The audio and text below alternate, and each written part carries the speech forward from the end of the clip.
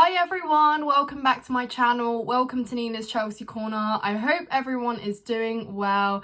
It's been a while since my most recent upload, but I have been moving house and it's been hectic to say the least. It's an empty room, but of course the Chelsea flag stays until the very end. It's the last thing to come down. And so yeah, before I get into anything, subscribe to my channel if you haven't done so already. Comment down below on the talking points which I will bring to you in this video, and of course leave a like if you enjoyed this video. So today I'm gonna bring a little bit of news on Lukaku and what is happening with that situation, because as we know, he is not returning to training. He won't be turning up, so it is yet to be established what happens with him. A little bit on Levi Colwill, who of course alongside Madueke won the under-21 European Championship. Congratulations to them, it's a fantastic achievement. And a little bit on our new kit which was released without a sponsor, so that's also a little interesting.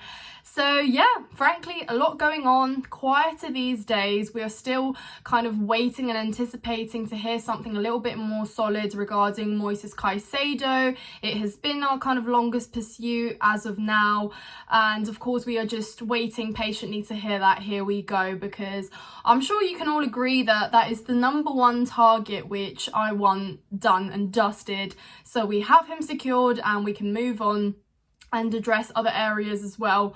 But of course, Lukaku is currently sulking and not wanting to return to Chelsea for training. Trust me, we don't want you either, Lukaku, but we kind of want to know where we stand, because of course Inter put an offer on the table. It was too low for us, so we are expecting another bid.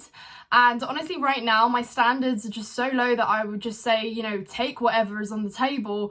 But I understand that Chelsea also do have standards, and like we have seen with some of the players that we have sold already, we're not just going to give players away because we want to get rid of them for pennies, even though that is what I kind of want to do with Lukaku.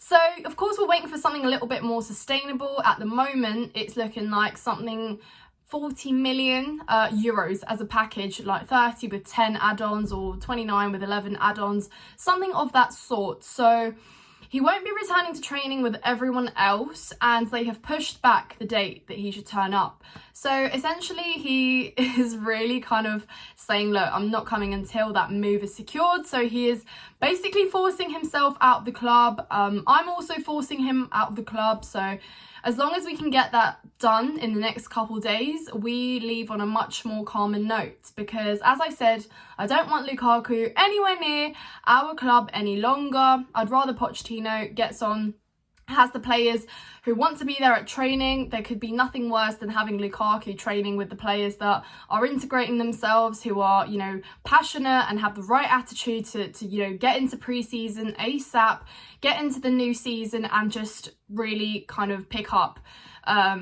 well, not pick up because I don't want anything picked up from last season, but just, you know, have a new system which we can kind of flourish and work on in the upcoming couple months.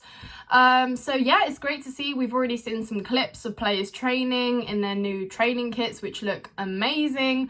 And yeah, so Lukaku is yet to kind of be established what's going on there.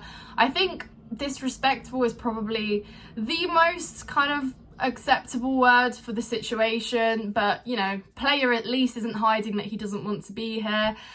He's very honest and open about it, so I think it's fair to say that we can just really say goodbye to him in the next few days.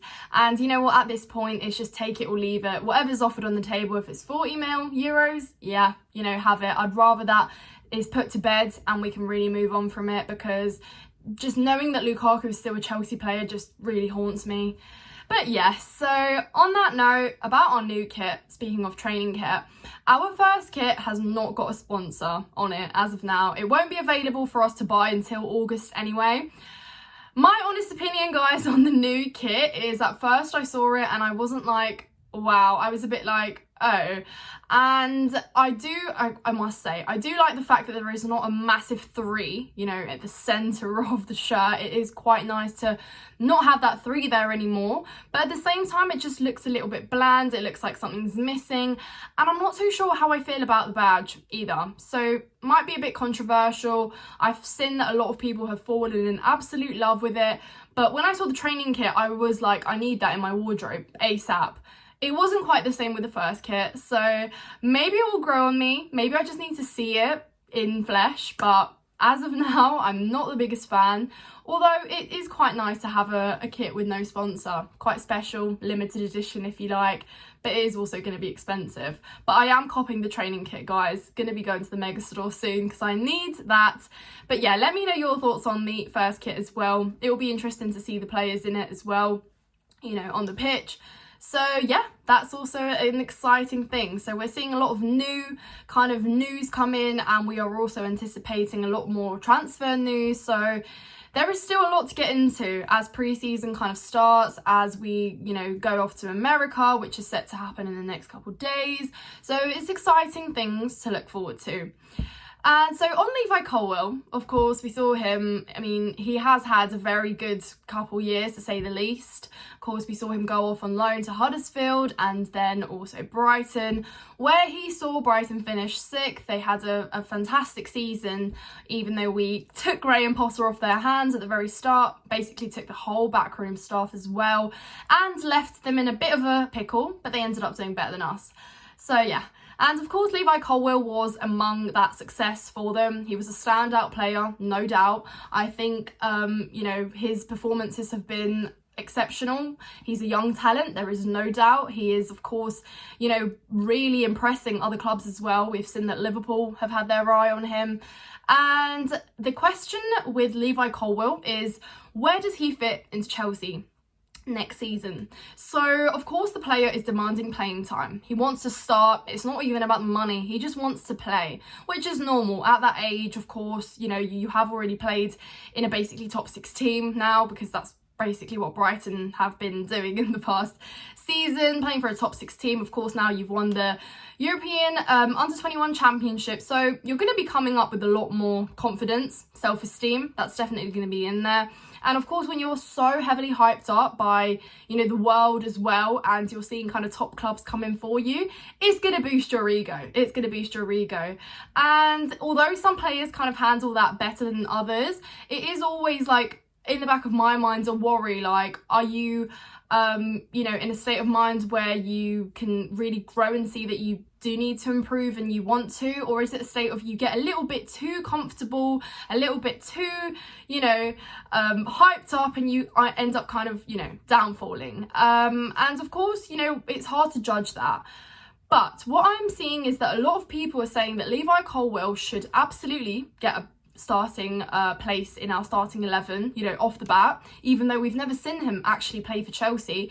Yes, he has played brilliantly for Brighton, but of course we know that even though it's still a Premier League team, coming to Chelsea, especially following from last season, is going to be a big ask. It's a big job, and it will come with challenges. So for him to be, you know, expected to come straight in there and perform at the same level and, you know, be the best centre-back in the Prem for Chelsea next season isn't quite a fact, in my opinion. And what has kind of upset me as well is that people are suddenly really disrespecting Badiashile, who has had an absolutely fantastic time at Chelsea in the few months that he's had. You know, bought him in January. Everyone was kind of turning around and asking, well, who is he? Like, do we need him? Do we want him at Chelsea?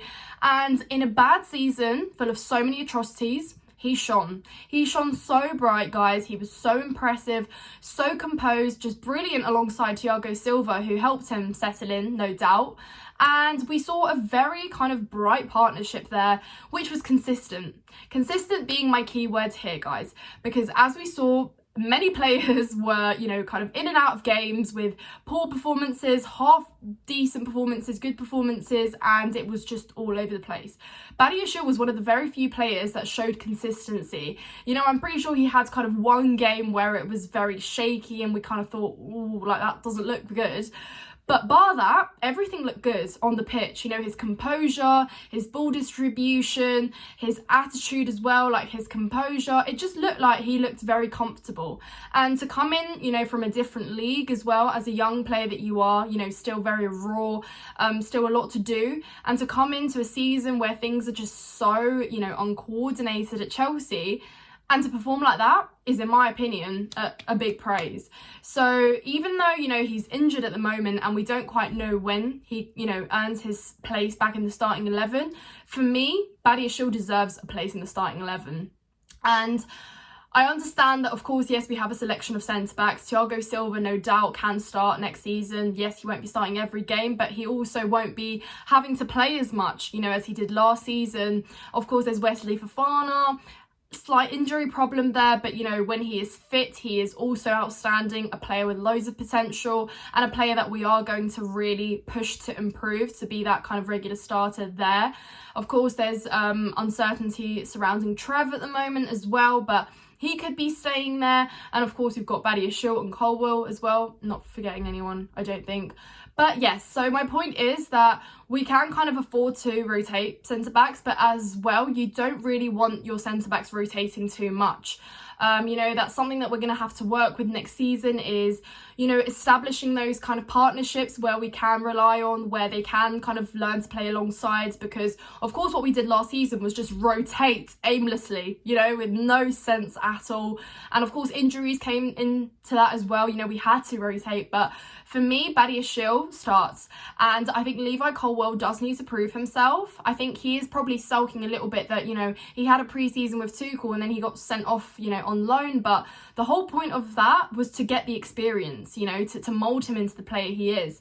You know, he saw Brighton kind of pick up as well from a rough season, from where they lost, you know, a manager at the very start, to then kind of go on to, you know, work with Zerbi, who did a fantastic job. And that is literally where you get the experience as a player. For him, you know, that, and obviously they're qualified into Europa League as well for next season. That is where you get your experience from. So, you know, he might have some bad feelings towards Chelsea, which is why we have seen him maybe kind of say, oh, I've forgotten to play. I forgot I played for Chelsea, or I don't really want to come back. Not that he has said those exact words, but that is why I may think that, you know, he thinks, oh, he'll come into pre-season and then he'll just get, you know, he won't get a starting spot in our starting 11.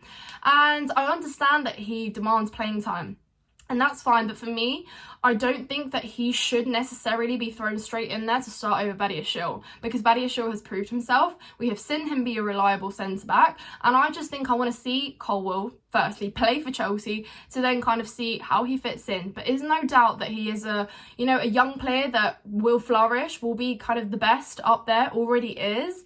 And of course, like, Chelsea have that to their names. You know, he is a player that we have essentially kind of moulded and we have pushed to turn into the player that he has. So let me know your thoughts on Levi Colwill, because it is not a controversial one. No doubt he is talented, but does he start over Badiashile is my question to you.